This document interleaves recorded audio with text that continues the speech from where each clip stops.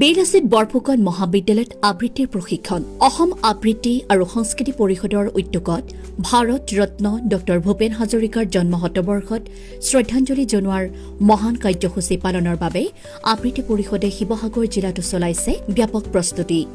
অহা ৭ ছেপ্টেম্বৰত প্ৰথম কাৰ্যসূচী আৰম্ভ হ'ব বেলগাছিত বৰফুকন মহাবিদ্যালয়ত।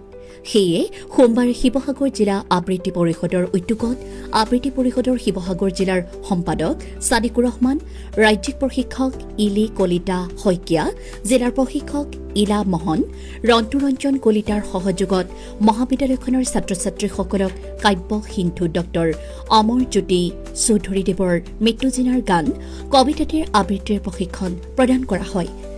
উক্ত আবৃত্তি প্ৰশিক্ষণৰ অনুষ্ঠানটিত উপস্থিত থাকে মহাবিদ্যালয়খনৰ অধ্যক্ষ পংকজজ্যোতি হাজৰিকা, সমাজতত্ব বিভাগৰ অধ্যাপক ড সীমান্ত